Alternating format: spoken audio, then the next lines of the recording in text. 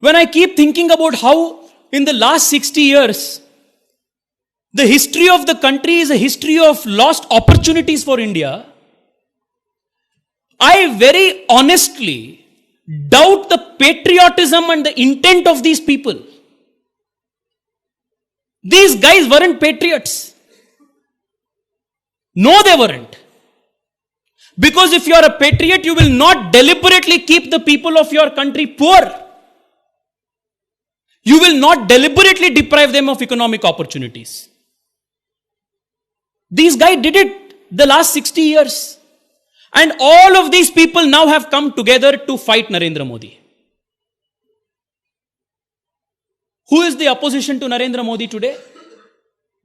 The opposition to Narendra Modi, my dear friends, is a consortium of private political parties and political families who have run their states and political territories like private jagirs.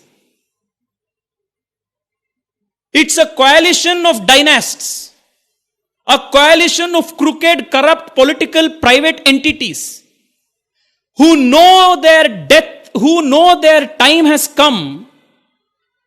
If Modi gets elected again, the ways of the past 60 years will not continue again. All those dreams which perhaps Tejasvi Yadav was growing up with, thinking, by one day even I will become like Lalu Prasad. He now knows that India has changed and that he cannot have another fodder scam because Modi will not allow it. Is why the entire dynasty from Kashmir to Kanyakumari have come together. From Omar Abdullah in Kashmir to MK Stalin in Kanyakumari, everybody want to stop Narendra Modi because they know their private enterprise will stop the Narendra Modi comes again. What is their agenda?